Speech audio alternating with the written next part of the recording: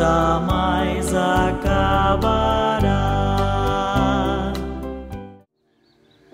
Caríssimos irmãos e irmãs, paz e alegria no Senhor vivo e ressuscitado, no Senhor que é a nossa força e a nossa esperança. 27º domingo do tempo comum, ano B. A liturgia de hoje nos faz um convite bonito, mas muito difícil. Hoje é aquele dia que na celebração eucarística boa parte da igreja torce os olhos, o lábio e acusa a igreja da doutrina que ela tem. Começaremos hoje pelo Evangelho. O Evangelho está em Marcos, capítulo 10, versículos de 2 a 16. Os fariseus testam Jesus. Os fariseus são os conhecedores da lei. E como que eles testam Jesus? Eles perguntam a Jesus o que ele acha sobre a lei de Moisés. Ouçam o que diz o verso 4. Os fariseus responderam a Jesus: Moisés permitiu escrever uma certidão de divórcio e despedir a esposa. Então, eles estão resgatando uma lei do Antigo Testamento, criada por Moisés, ou pelos legisladores da época, que permitem ao marido despedir a sua esposa. Ao marido, não à esposa. Ou seja, ele pode, quando não se interessar mais por ela, ou quando não lhe for do seu interesse, mandá-la embora. E aí nós temos um grande problema naquela sociedade, onde a virgindade e a pureza das mulheres era reconhecida. Sem essa virgindade e essa pureza, uma mulher não poderia casar-se. Então quer dizer que o homem se favorece do seu direito superior sobre a mulher, segundo um direito entre aspas, para despedi-la e encontrar outra que lhe deseje ou que seja do seu interesse. Um projeto egoísta, individualista, egocêntrico, que só pensa nos próprios desejos e prazeres e não pensa no projeto de Deus. E Jesus vai dizer: foi por causa da dureza dos vossos corações que Moisés escreveu este mandamento. No entanto, desde o começo da criação, Deus os fez, homem e mulher. Por isso, o homem deixará seu pai e sua mãe, e os dois serão uma só carne. Assim já não são dois, mas uma só carne. Portanto, o que Deus uniu, o homem não separe. Aqui está o centro do projeto de Deus. Porque a primeira leitura de hoje é exatamente essa citação de Jesus. Gênesis, verso 2, capítulo 2, versos de 18 a 24. Deus cria o ser humano, não é Adão o macho. Deus cria o ser humano. E em toda a criação não encontra alguém que fosse-lhe um par, ou que não estivesse sozinho. Deus deseja construir desde o princípio uma comunhão de vida entre o homem e a mulher. Então esse ser humano sozinho não consegue produzir nada. Então Deus tira dele mesmo, né? Porque o texto vai dizer: Adão deu o nome a todos os animais domésticos, a todas as aves do céu, a todos os animais selvagens, mas não encontrou um auxiliar semelhante a ele. Ou seja, não encontrou alguém que lhe fosse um auxílio necessário. Alguém que realmente preenchesse a sua vida. Não é auxiliar que é doméstica, ou um empregado que você tem, que a hora que você precisa você chama. Não. Auxiliar é um auxílio necessário. Aquilo que traz vida à sua vida, que planifica a sua vida. Adão não encontrou. Então o que o Senhor Deus fez? Como na criação não foi encontrado nada, tirou uma própria parte deste ser humano criado e criou a Adamá, ou seja, a mulher, que foram nomeados de Adão e Eva, mas Adão quer dizer ser humano. E deste ser humano nasce um outro ser humano. Por isso que Adão vai dizer, agora sim, dessa vez sim, é osso dos meus ossos e carne da minha carne. Ela será chamada mulher porque foi tirada do homem. Do ser humano planificado separam os dois sexos para viverem em comunhão, não para viverem em rivalidades. O projeto de Deus é um projeto de comunhão, aonde o homem encontra uma mulher e a mulher encontra um homem e constroem ali uma comunhão de vida. E Jesus vai voltar a esse texto para dizer, desde o princípio Deus os fez homem e mulher. E Deus uniu este homem e essa mulher pela graça da decisão. Adão pôde escolher qualquer animal, nenhum deles lhe foi satisfatório.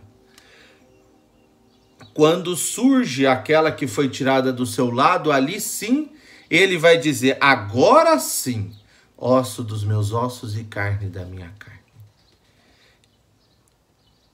E aqui, meus irmãos e irmãs, se encontra um princípio basilar e fundamental do matrimônio: a liberdade, a decisão, o saber a decisão que toma, o saber para onde caminha, o saber pelo que se decide. O grande problema dos matrimônios hoje é que se tenta entendê-los a hora que eles estão terminando, né? A hora que não tem mais jeito, a hora que nós estamos brigados, a hora que não tem mais solução, vai lá e se tenta entender ou se tenta solucionar esse problema. Aí não tem solução. Eu digo aos casais quando eu assisto os matrimônios, não deixem de procurar a igreja em todos os momentos. Não deixe só lá para o fim, a hora que a situação não estiver boa. É preciso ir trabalhando essa situação. É preciso ir refletindo ela. Mas antes disso, e aqui eu acho que é o fundamental, por isso que eu disse que hoje as pessoas torcem os lábios ou ficam com ódio da igreja por causa dessa liturgia e das homilias de hoje. A liturgia quer nos favorecer e nos convidar a entendermos o que verdadeiramente é o matrimônio. O matrimônio é, em primeiro lugar, como eu já disse, é uma decisão livre de um homem e de uma mulher, um se decidindo pelo outro. Matrimônio não é sonho, não é desejo, não é prazer, não é porque nós já namoramos bastante, não é porque a casa já está pronta, não é porque nós terminamos a faculdade, não é porque todo mundo tem que casar. Matrimônio também não é porque eu não tenho outra coisa para fazer, não é porque deu a idade, não é para ter filhos. Nossa, padre, não é para ter filhos? Não. O fundamento do matrimônio não está aí, tanto que um homem e uma mulher estéreis podem se casar.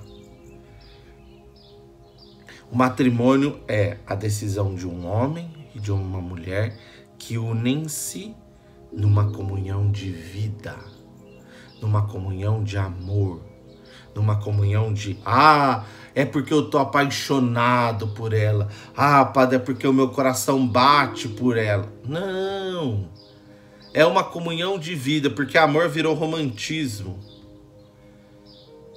E nós estamos com esse coração duro aqui, de querer olhar só a nosso lado e a nossa situação. Por isso que o matrimônio precisa ser pensado lá no seu início. Só que quando ele chega para nós, ele já chega com tudo planejado. E às vezes com semanas para realizá-lo.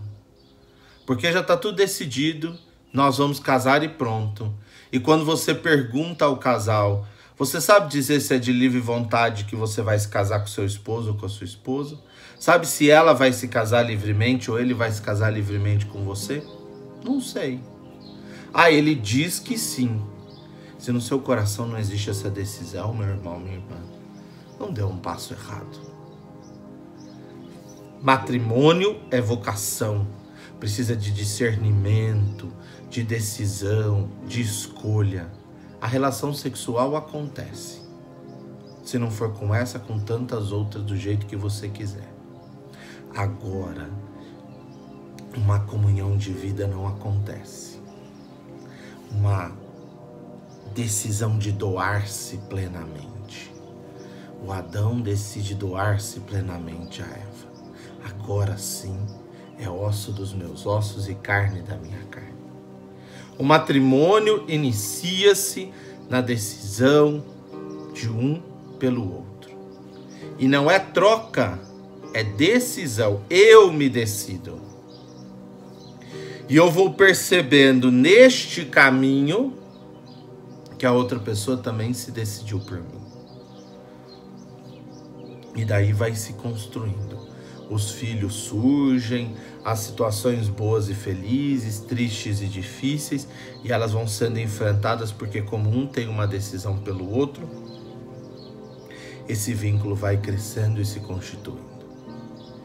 E a partir daí se consolida a vivência matrimonial. O problema, meus irmãos e irmãs, é que como somos uma geração egoísta e centrada nos próprios desejos e vontades, não conseguimos partilhar com o outro. Não conseguimos nos voltar para o outro. Ah, padre, mas eu já vivo casado, como que eu vou fazer agora? Tente construir isso. Tente descobrir na pessoa mais do que um erro, isso, mas tente descobrir na pessoa alguém por quem você quer dar a sua vida. Isso é discernir um matrimônio. Namorar não é transar, não é ter relação sexual. Namorar é ter uma relação de vida, trocar experiências, conversar, dialogar, discutir sonhos, projetos. O que você sonha? O que eu sonho? Como sonhamos juntos? Quais são os projetos da nossa vida? Como nós vamos construir tudo isso? É isso que Jesus está dizendo.